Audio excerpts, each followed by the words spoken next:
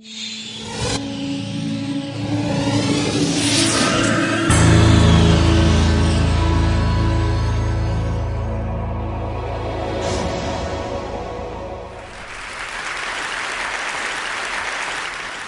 is a picture of Maurice Drouin, the honorary perpetual secretary of l'Académie Française, the French Academy. He is splendidly attired in his $68,000 uniform, befitting the role of the French Academy as legislating the correct usage in French and perpetuating the language. The French Academy has two main tasks. It compiles a dictionary of official French. They're now working on their 9th edition, which they began in 1930, and they've reached the letter P. They also legislate on correct usage, such as the proper term for what the French call email, which ought to be courriel. The World Wide Web, the French are told, ought to be referred to as le toile d'araignée mondiale, the global spider web, recommendations that the French gaily ignore. Now, this is one model of how language comes to be, namely it's legislated by an academy, but anyone who looks at language realizes that this is a rather silly conceit, that language rather emerges from human minds interacting from one another, and this is visible in the unstoppable change in language, the fact that by the time the academy finishes their dictionary, it will already be well out of date. We see it in the constant appearance of slang and jargon, of historical change in languages, in divergence of dialects, and in the formation of new languages.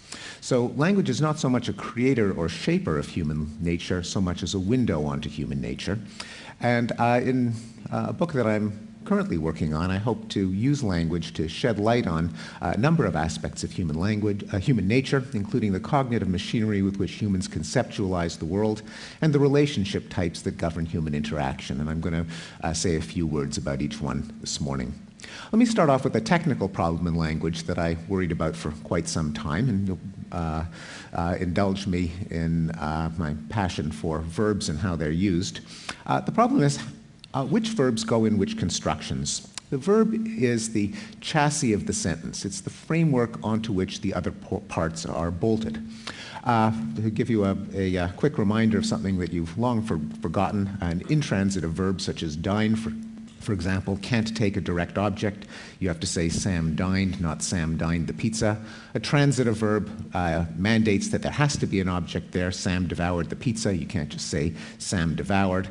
And there are dozens or scores of verbs of this type, each of which shapes its sentence. So a problem in explaining how children learn language, a problem in teaching language to adults so that they don't make grammatical errors, a problem in programming computers to use language is which verbs go in which constructions.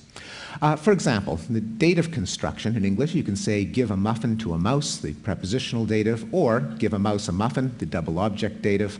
Promise anything to her, promise her anything, and so on. Hundreds of verbs can go both ways. So a tempting generalization for a child, for an adult, for a computer is that any verb that can appear in the construction subject, verb, thing to a recipient can also be expressed as subject, verb, recipient, thing. A handy thing to have because language is infinite. You can't just parrot back the sentences that you've heard. You've got to extract generalizations so you can produce and understand new sentences. This would be an example of how to do that. Unfortunately, there appear to be idiosyncratic exceptions. You can say Biff drove the car to Chicago, but not Biff drove Chicago the car. You can say Sal gave Jason a headache, but it's a little bit odd to say Sal gave a headache to Jason. The solution is that these constructions, despite initial appearance, are not synonymous, that when you crank up the microscope on human cognition, you see that there's a subtle difference in meaning between them. So give the x to the y, that construction corresponds to the thought cause x to go to y, whereas give the y the x corresponds to the thought cause y to have x. Now, many events can be subject to either construal, kind of like the classic figure ground reversal illusions in which you can either pay attention to the particular object, in which case the space around it recedes from attention, or you can see the faces in the empty space, in which case the object recedes out of consciousness. How are these construals reflected in language? Well, in both cases, the thing that is construed as being affected is expressed as the direct object, the noun after the verb. So when you think of the event as causing the muffin to go somewhere, where you're doing something to the muffin, you say, give the muffin to the mouse.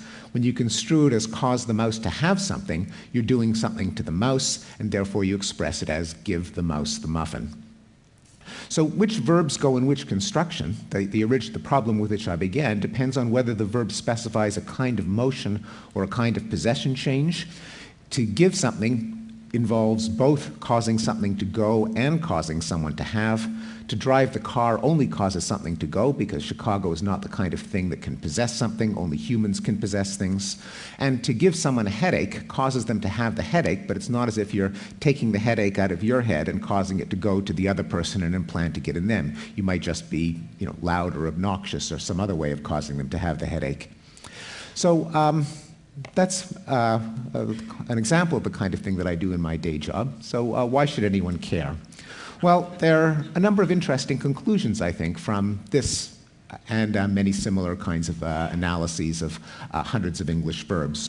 First, there's a level of fine-grained conceptual structure, which we automatically and unconsciously compute every time we produce or utter a sentence that governs our use of language. You can think of this as the language of thought or mentalese.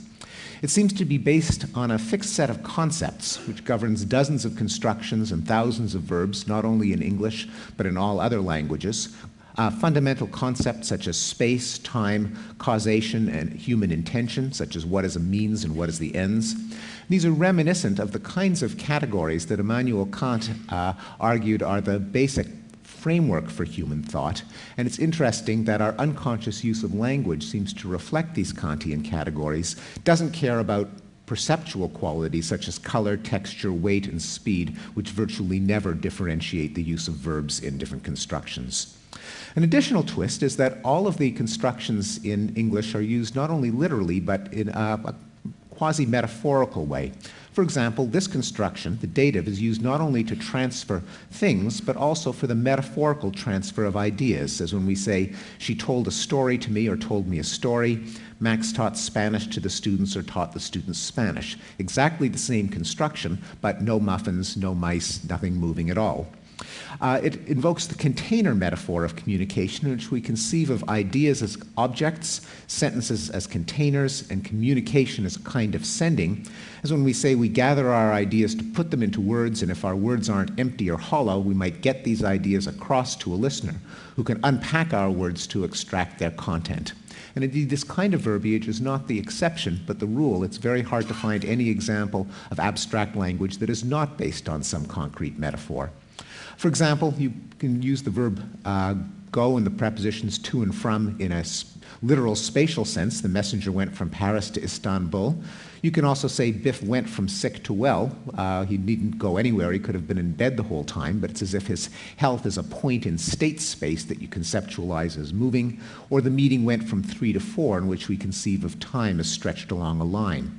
Likewise, we use force to indicate not only physical force, as in Rose forced the door to open, but also interpersonal force, as in Rose forced Sadie to go, not necessarily by manhandling her, but by issuing a threat, or Rose forced herself to go, as if there were two entities inside Rose's head engaged in a tug of war. Second conclusion is that the ability to conceive of a given event in two different ways, such as cause something to go to someone and causing someone to have something, I think is a fundamental feature of human thought, and it's the basis for much human argumentation, in which people don't differ so much on the facts as on how they ought to be construed. Just to give you a few examples, ending a pregnancy versus killing a fetus, a ball of cells versus an unborn child, invading Iraq versus liberating Iraq, redistributing wealth versus confiscating earnings. And I think the biggest picture of all would take seriously the fact that so much of our verbiage about abstract events is based on a concrete metaphor, and see human intelligence itself as consisting of a repertoire of concepts such as object, space, time, causation, and intention, which are useful in a social, knowledge-intensive species whose evolution you can well imagine, and a process of metaphorical abstraction that allows us to bleach these concepts of their original conceptual content, space, time, and force, and apply them to new abstract domains, therefore allowing a species that evolved to deal with rocks and tools and animals to conceptualize mathematics, physics, law, and other abstract domains.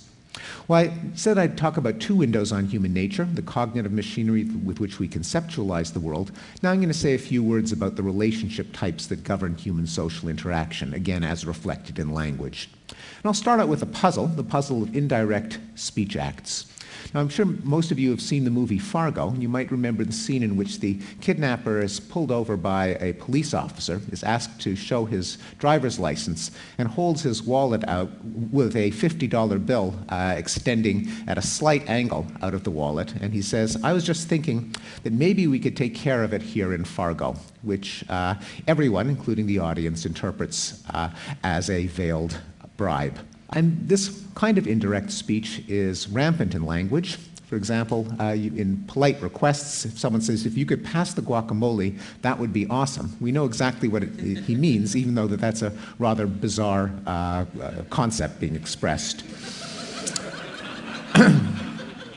Would you like to come up and see my etchings? I think most people understand the intent behind that. And likewise, if someone says, "Nice story you got there, it would be a real shame if something happened to it," we understand that as a veiled threat rather than as a musing of hypothetical possibilities. So the puzzle is, why are bribes, polite requests, solicitations, and threats so often veiled when no one's fooled, both parties know exactly what the speaker means, and the speaker knows that the listener knows that the speaker knows that the listener knows, et cetera, et cetera. So what's going on? I think the key idea is that language is a way of negotiating relationships. And human relationships fall into a number of types. There's an influential taxonomy by the anthropologist Alan Fiske, which relationships can be categorized more or less into communality, which works on the principle what's mine is thine, what's thine is mine, the kind of mindset that operates within a family, for example. Dominance, whose principle is don't mess with me. And reciprocity, you scratch my back, I'll scratch yours.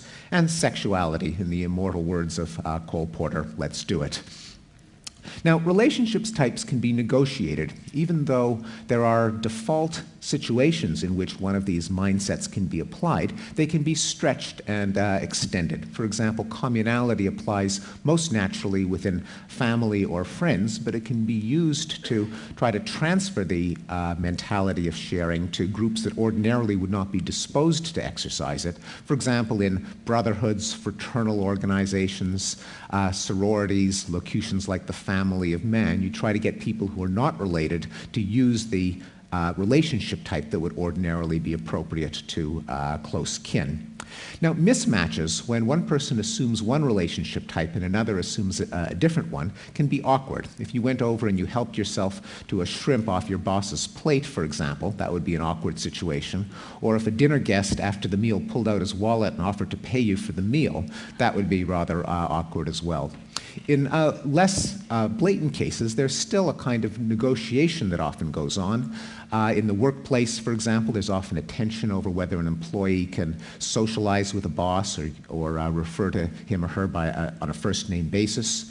If two friends have a reciprocal transaction like selling a car, it's well known that this can be a source of tension or awkwardness. In dating, the transition from friendship to sex can lead to, notoriously, to various forms of awkwardness, and as can sex in the workplace, in which we call the conflict between a dominant and a sexual relationship sexual harassment.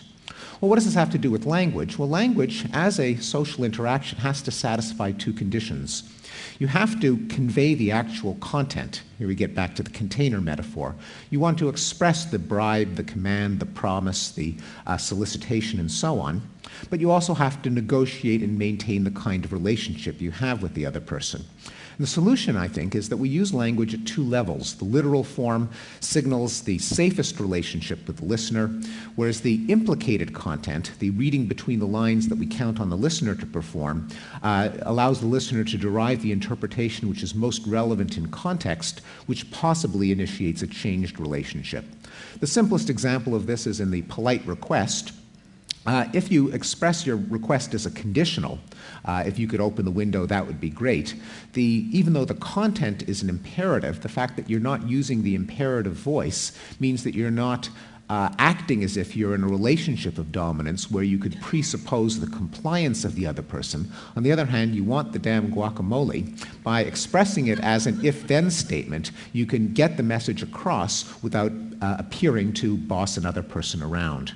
And in a more subtle way, I think this works for all of the veiled speech acts involving plausible deniability, the bribes, threats, propositions, solicitations, and so on. One way of thinking about it is to imagine what it would be like if language could only be used literally. And you can think of it in terms of a game theoretic payoff matrix. Put yourself in the position of the kidnapper wanting to bribe the officer. There's a high stakes in the two possibilities of having a dishonest officer or an honest officer. If you don't bribe the officer, then you will get a traffic ticket, or as in the case of Fargo, worse, whether the officer is honest or dishonest, nothing ventured, nothing gained. In that case, the consequences are rather severe. On the other hand, if you extend the bribe, if the officer is dishonest, you get a huge payoff of going free. If the officer is honest, you get a huge penalty of being arrested for bribery. So this is a rather fraught situation. On the other hand, with indirect language, if you issue a veiled bribe, then the dishonest officer could interpret it as a bribe, in which case you get the payoff of going free. The honest officer can't hold you to it as being a bribe, and therefore you get the nuisance of the traffic tickets. You get the best of both worlds. And a similar analysis, I think, can apply to the potential awkwardness of a sexual solicitation and other cases where plausible deniability is an asset. I think this affirms something that's long been known by diplomats, namely that the vagueness of language, far from being a bug or an imperfection, actually might be a feature of language, one that we use to our advantage in social interactions.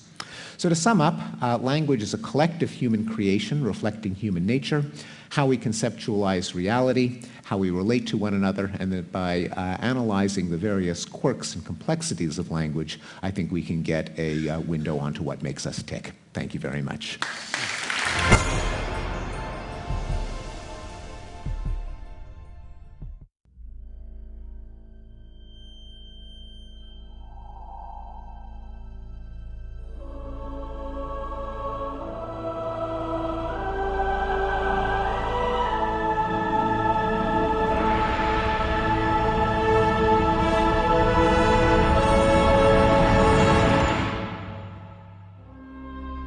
The precision of a watch is a function of its movement.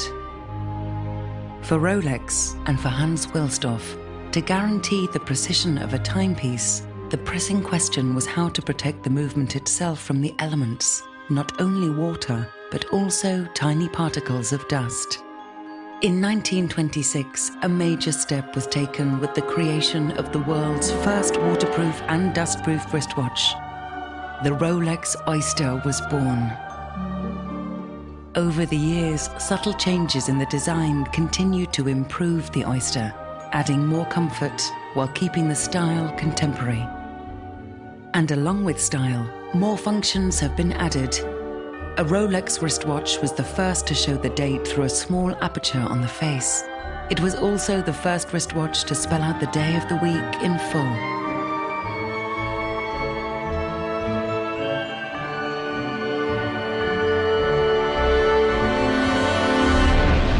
In the early 1950s, Rolex developed professional watches whose functions went far beyond telling the time. Launched in 1953, the Submariner was the first Rolex watch guaranteed waterproof to a depth of 100 meters. Already on an incredible journey of innovation and design, Rolex decided to push the boundaries even further.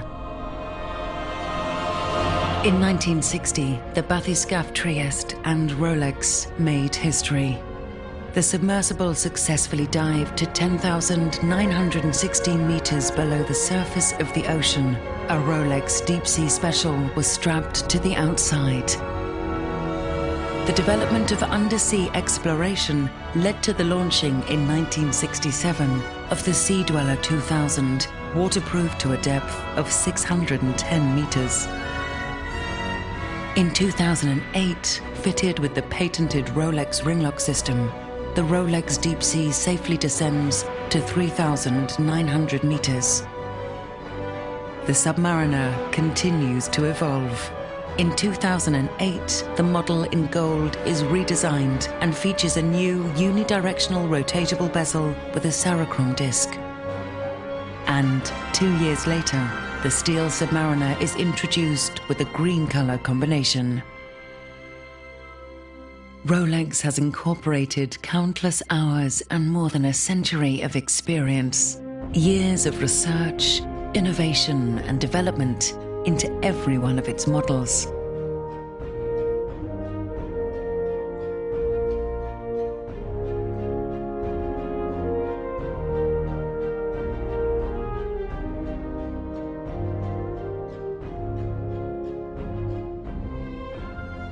And the benefits arising from this work, including waterproofness, precision, and durability, are the result of Rolex's continuous pursuit of perfection.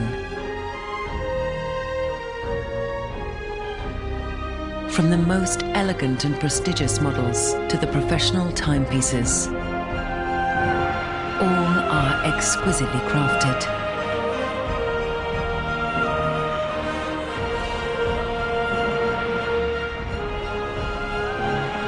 Piece by piece, we design and manufacture every single watch.